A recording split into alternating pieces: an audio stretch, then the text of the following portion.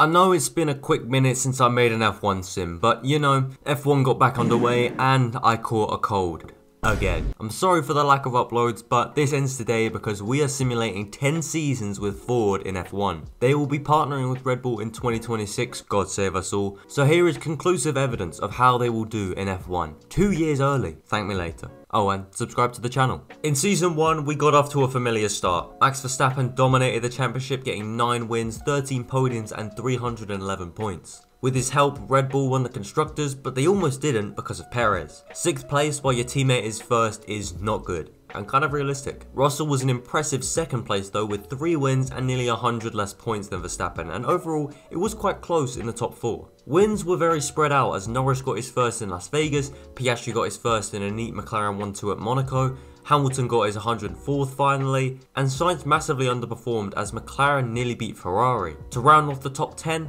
Alonso majorly carried Aston Martin as per, and Gasly did the same for Alpine. This led to them finishing 5th and 6th in the standings. A single point from Alfa Romeo lifted them off the bottom, and Ford had a shaky first year. Crawford outperformed his teammate and managed a decent 16th place, but it was very close at the back with 4 teams not scoring a point. But that was the championship, now onto the driver moves. To start off the drama, Alonso retired from the sport, leading to Magnussen going to Aston Martin. Albon once again went to Haas in the simulation video, Pourchaire went to Williams, and Chadwick was booted out the sport as Liam Lawson went to Ford. For Season 2 there are powertrain and durability regulation changes, and in the R&D chart it's close to the top with Red Bull still first, Aston Martin are 3rd, and Ford are dead last in the rankings. It's going to be a tough hill to climb, but hopefully it won't take too long. Now let's see how Season 2 goes. In Season 2, McLaren took over from Red Bull and Norris took the championship away from Verstappen. He cleared 2nd place Hamilton by nearly 60 points and comfortably won the title with 8 wins and 12 podiums. The standings were all over the place as Red Bull finished 4th and Verstappen and Perez were 7th and 8th. Leclerc was beaten by Sainz in embarrassing fashion after beating him last year, and the Mercedes were kinda good. Oh, and Haas scored a nice amount of points, beating Alpine by 2 to grab 6th place in the standings. Ford actually did alright this time as they were only the 3rd worst team with 0 points, but still got 9th place. And Magnussen crept into the top 10 as he carried Aston Martin and Stroll did basically nothing. There weren't any other shocks, so let's move on to the driver transfers.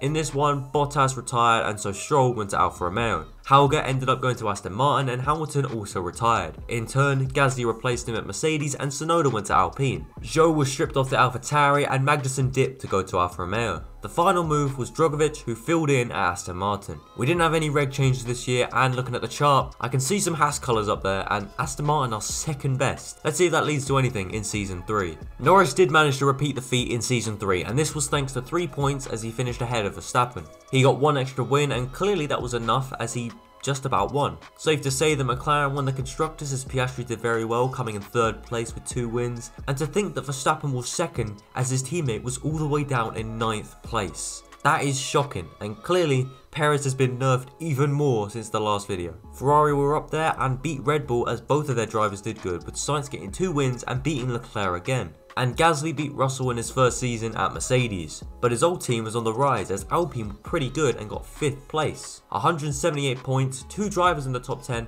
and another win as Tsunoda got his first in an Alpine 1-2 at Monza. At the back, Williams managed a point to take them up to 8th and Ford fell all the way back down to 11th and last. Haas also stayed up there and got another decent points total, just barely being ahead of 7th place Aston Martin. So with Verstappen getting 3 times as many points as Perez, let's see if there are any moves to spice up the grid.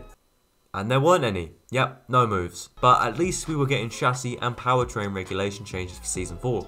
And looking at the R&D chart, nothing much has really changed apart from Mercedes starting to fall off, Alpine looking much better, and Ford being dead last still. Hopefully they start to improve, but for now, let's hope for at least a bit of change. Well, there was a change as it was Piastri who finally got his first title. It was a well-deserved one as well as he beat Russell by 24 points and got 6 wins on his way to the championship. 2nd place was closely fought though as Russell and Norris traded wins and Gasly even managed 3. The Red Bulls fell down again as Perez was 9th again and Verstappen didn't even get a win. He either challenges for the title or he doesn't win a race, there's no in between so far. The standings from 5th downwards was turned upside down though as Haas got 92 points and finished 5th. This was all thanks to Albon who, thanks to the regulations, had a race winning car in the first few rounds. Going down, we have Alfa Romeo, who finished in 6th. Magnussen got the bulk of their points with 33, and this was their highest finish since 2022. Alpine got a nice 49 points, but were unable to beat Alfa Romeo, and Williams even got 27. In 9th was Ford, who got their first points of the save, thanks to Lawson, who scored all 17 of their points. And then to round off the standings, AlphaTauri, Asper, and Aston Martin, who have fallen all the way down to last in the table. Pretty weird season this. And even with this, the transfer market failed to deliver. The only change came courtesy of Hulkenberg retiring from the sport, with his replacement being Jehan Daruvala. We would get aero and durability reg changes though, so expect big things next year. The R&D chart could change massively, but here we can see McLaren are way out in front and seemingly cannot be stopped. But at least Ford are doing better. Piastri was our champion once again, but at a first glance, the whole championship has been messed up. Oscar got 315 points and was miles ahead of second place Lawson, still driving for Ford. They finally picked up their act and built a decent car, and with that, Lawson managed his and the team's first win in Canada. Crawford also did alright as he was 7th place in the standings, and this helped Ford finish above Red Bull in 2nd place. This is probably because both Ferrari and Mercedes have fallen off big time. For once, there is not a hint of red on the screen as Ferrari only got 78 points. But shouts out to Haas and Albon. He got 195 points and finished 4th in the standings. And if his teammate was good and didn't only get 56 points, maybe they would have come 2nd and beaten Red Bull. Finally, Albon got 5 wins with an incredible run of form in the back end of the season, and this coincides with the R&D chart showing that Haas started to develop their car as they were the fastest. While the rest of the team struggled to cope with the reg changes, they only got better and kept getting better. This takes Haas to 7 wins in this save so far, already better than Ferrari in terms of win totals, and that's not even a lie, you can count them up yourself. At the back, it stayed relatively ordinary with Aston still being bottom, but at least the points are more spread out now. This was a crazy season even though Piastri dominated, so let's see if there are any crazy moves. There were at least a few moves as Magnussen retired, leading Pourchaire to finally get the Alfa Romeo seat, Armstrong headed to Williams, and Perez retired. This meant it only made sense that championship runner-up Lawson went to Red Bull. This led to Ford signing the Haas prodigy Albon and probably destroying all of their momentum as they signed Doohan as his replacement. We've already looked at the chart and there aren't any reg changes, so we move on to season 6. And finally, Ford have won a championship. It might not have been the constructors as they narrowly missed out to McLaren, but Albon got the title his performances have truly deserved. He was nearly 100 points ahead of Norris in 2nd, but the McLaren pair's consistency got the team another constructors title. Albon got 10 wins to dominantly win the championship, but it would have been helped if he had a half decent teammate. Crawford could only get 2 podiums. After Ford and McLaren, there was a big gap as Red Bull got 285 points and were nowhere near anyone. Verstappen and Lawson were equally matched and Ferrari were just about there in 4th place. Only 152 points and the drivers being in 7th and 9th shows they have fallen off a little bit. But Leclerc did get a win. Haas was still good and Doohan delivered, getting 82 points, which helped the team get another 6th place. Alpine was 7th again and Alfa Romeo still scored decent points to get an 8th place finish. Aston Martin continued to not score points but got 10th this time as AlphaTauri was somehow worse. And with the standings covered, we moved to the driver transfers. And once again, there was only one move. Yuki Tsunoda for some reason swapped Alpine for Aston Martin as Hauger headed the other way. At least for next season we have more reg changes as power and aero are both getting changed. Haas started the season as the best car but were unable to develop and eventually fell to the 3rd worst. Ford are very close to top place Red Bull and Williams are quite high up considering they haven't finished that high in a while. It should be interesting for season 7 and maybe Haas might get back up. Norris returned to the top step in season 7 and he was closely followed by Piastri and Albon. Oscar managed to score more wins than him but missed out by 15 points. And Albon was impressive again in 3rd with 260 points and another 5 wins. But the elephant in the room, Pourchaire. What is he doing in 4th with Alfa Romeo? They got 210 points and nearly beat Red Bull as they came 4th in the standings. They nearly had double Ferrari's points for God's sake. They nailed the reg changes and started the season as one of the best cars but were unable to develop their car throughout the year. Haas were in that same boat and finished in another 6th place as they kept getting nearly identical points. Doohan carried the team again as he finished above both Ferraris. Ferrari just about finished ahead of Haas though, but only by 30 points. Mercedes have fallen off for good as they only got 4 points and even finished behind Alpine, and Aston Martin and AlphaTauri still suck. But it's time for the driver transfers, and this time there were actually quite a lot. First to go was Ocon, who retired, which led to Doohan moving to Alpine. For sure went to Haas to replace Doohan, and a Haas legend, Alex Albon, also retired at the end of this season. And his replacement was an obvious pick. It is of course Logan Sargent, the freedom merchant himself. He's been at Williams for 7 seasons now and somehow hasn't been sacked, so clearly he's decent. His replacement at Williams was Zhou, and AlphaTauri went in for Armstrong. Iwasa was the final driver to be added as Williams picked him up. And you're not going to believe it, but there were more reg changes as chassis was affected. We've already briefly looked at the chart, but at the end of the year the order is pretty similar to last year and Mercedes are still far down the order. So let's move on to season 8. A McLaren driver was winning once again as Piastri won his 3rd title and matched Lando's total. He got 5 wins and won by 18 points as fellow Oceania driver Lawson could only get 3 wins. Red Bull was seemingly back as Verstappen also picked up 2 wins and Sargent finished ahead of Norris as he got his first 2 victories. Norris was unable to get a single win but still got 191 points, showing his consistency. To be honest, this was quite a close year as 1st to 5th was separated by only 49 points and the constructors fight was separated by only 2.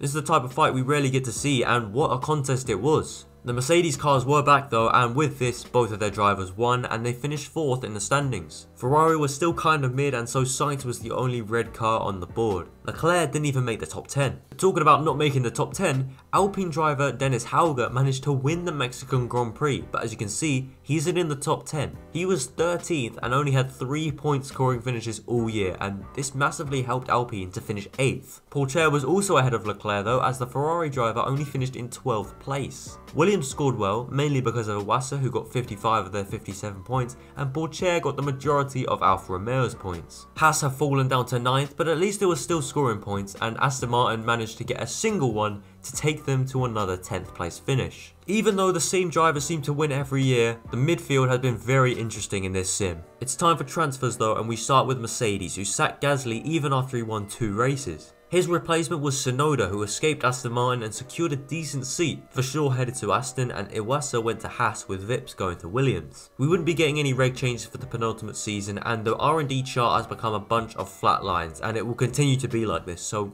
we're not going to mention it anymore. With all that said, on to season 9. A very surprising winner here, as George Russell was our winner in season 9. It was pretty comfortable for him as he beat Verstappen by nearly 60 points. Mercedes have recovered very well after their mid-save slump, and 3rd place was Tsunoda, who got his 2nd win of the save. Sargent had another decent season where he got another win and nearly 200 points, but Ford were nowhere near the championship fight, but at least were picking up good results every year. Mercedes were on top for the first time this year as McLaren were finally beaten, and even Red Bull got ahead. Ferrari continued to be nowhere, and Alfa Romeo have held on to their decent car. The battle for 6th was very close and Alpine won out. Williams have fallen back and Aston Martin have recovered to 8th place. We did get some surprising moves though, because Alfa Romeo sacked Pourchaire even after he got them 4th in the championship and replaced him with Vesti. Sargent was also dropped after a few decent but not very fruitful years, and he was replaced by the Australian-American Daniel Ricciardo. The final move was Gasly, who returned to the sport with the team that brought him into it, AlphaTauri. As a treat for the final year, we would be getting aero power and durability regulation changes. I swear, power has gotten a change every single year. So in the final year, would Daniel Ricciardo do the business with Ford? Would Ford be able to even compete?